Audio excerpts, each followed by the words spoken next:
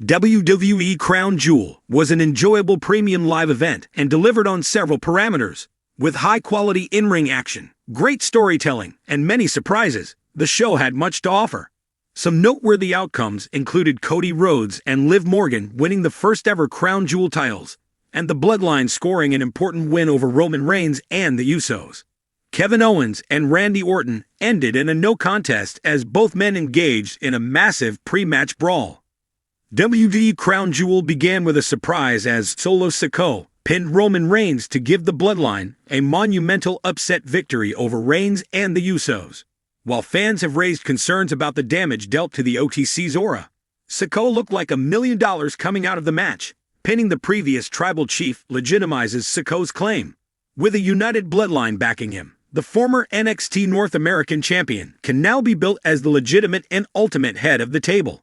Secondly, the loss adds to Roman Reigns' vulnerability, adding to the sympathetic babyface dynamic Triple H is building for the OTC. Seth freaking Rollins and Big Bronson Reed collided in an epic clash in Riyadh. The Visionary and his monstrous foe had torn each other to shreds leading into the match. But Reed had gotten the better of the exchanges. Therefore, Rollins entered with a disadvantage as an underdog. The inaugural World Heavyweight Champion has been on a big match losing streak. Rollins lost in the main event of WrestleMania XL, Night 1, where he teamed up with Cody Rhodes in a losing effort against The Rock and Roman Reigns. He also lost to Drew McIntyre on the following night. The Visionary also failed to recapture the World Heavyweight Championship at Money in the Bank. Therefore, Rollins needed a statement win at WWE Crown Jewel. Monday Night Rollins dodged the tsunami and stomped Reed to secure the pinfall victory. The Australian star quickly got back to his feet, suggesting that their issues were far from over. Randy Orton was set to face the treacherous and volatile Kevin Owens at WWE Crown Jewel, but KO viciously assaulted his former friend, Orton, before the match even began. A wild, all-out brawl broke out which saw each man get their moments. Owens stunned a referee, and Orton RKO'd Original General Manager Adam Pearce. In the end, KO finished the brawl by landing an elbow drop on Orton through a table. The match was called off without an official winner being declared. The brawl saw both rivals get into the action. The damage inflicted on backstage officials and authority figures highlighted the volatile and emotional nature of their rivalry. The chaos served as a prelude to their eventual clash and protected both men. Cody Rhodes vs. Gunther had a strong background story, with both champions taking shots at each other. The compelling storyline built hype for their clash at WWE Crown Jewel, and they delivered a classic on Saturday. The Saudi crowd was into the match, backing the American Nightmare. From an in-ring standpoint, it had a good balance of chain wrestling with technical submission, holds, near falls, and big moves. It was easy to overlook such an important match, but Triple H was wise to keep it straight and clean.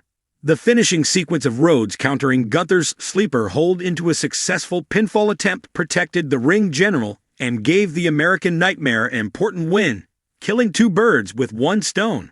Triple H's vision for WWE has been instrumental in its recent success, and Crown Jewel 2023 proved no exception.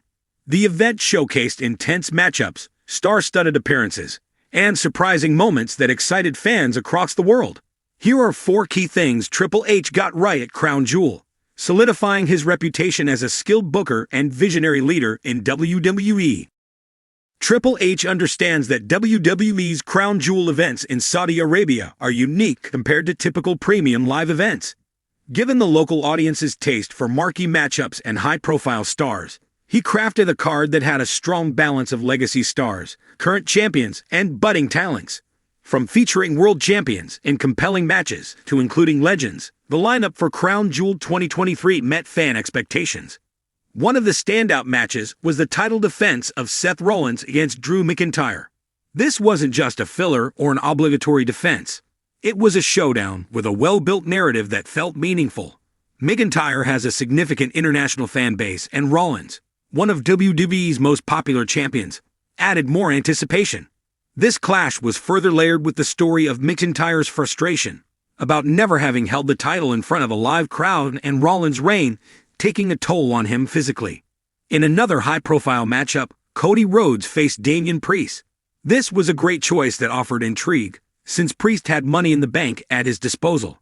Rhodes is a global star with appeal across all demographics, and his ongoing struggle against the Judgment Day created organic hype. Triple H's understanding of what a Saudi audience wants in a WWE show, star power mixed with deep storytelling, allowed these matches to deliver on a major scale, ensuring that every match had a reason for being on the card. The Judgment Day storyline took center stage at Crown Jewel, with multiple appearances that influenced the main event scene. Since the Judgment Day currently holds a strong factional presence on WWE's roster, Triple H capitalized on their status by including them in multiple high-stakes segments, from Damian Priest's clash with Cody Rhodes to their interference in Seth Rollins' title defense. These choices not only maintain the momentum of the Judgment Day, but they also showcase the unpredictability and layered storytelling Triple H favors. One of the highlights was the faction's interference during Rollins' match with McIntyre, leading fans to wonder if Rollins might finally lose his title. Triple H kept the fans guessing by having Priest tease a Money in the Bank cash-in, ultimately holding back. This decision did two things. It maintained Rollins' reign, while also emphasizing the potential threat that the Judgment Day poses to any champion. This sustained intrigue around Priest's potential cash-in is exactly the kind of long-term storytelling Triple H has emphasized, as it keeps audiences invested week after week. Another storyline that continued to flourish was Cody Rhodes' battle against the Judgment Day, which has kept him at the forefront of WWE programming. At Crown Jewel, this angle added fuel to Rhodes' quest for revenge, which fans see as part of his larger journey toward a rematch with Roman Reigns. Triple H's handling of Rhodes' story is a textbook example of blending short-term action with long-term plans, a storytelling structure that has kept fans engaged with Rhodes' arc since his return. John Cena's recent return has brought a wave of nostalgia and excitement. However, instead of relying on Cena for cheap pops or appearances with no purpose, Triple H booked him in a storyline that added genuine value to Crown Jewel. His rivalry with Solo Sikoa, one of WWE's rising stars, was a win-win scenario. Cena's involvement in a competitive, meaningful match gave the younger talent an opportunity to shine, while also letting Cena showcase his resilience and fighting spirit in what could be one of his last runs with WWE. The Cena-Sikoa match served as a pivotal moment in Sikoa's career. Having Cena lose cleanly to Sikoa was a bold move that didn't diminish Cena's legacy, but rather elevated Sikoa to the next level. By allowing the up-and-coming star to defeat a legend, Triple H demonstrated his commitment to building new stars while using established ones in meaningful ways. The match itself was hard-hitting and memorable, a blend of old-school Cena grit with the new, intimidating force that Sikoa represents.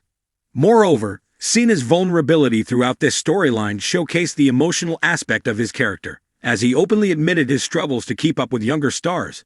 This narrative has resonated with fans who appreciate Cena's dedication, but understand he may be reaching the end of his career. Triple H's willingness to embrace this more vulnerable side of Cena gave the rivalry added depth, making the outcome of the match feel that much more significant.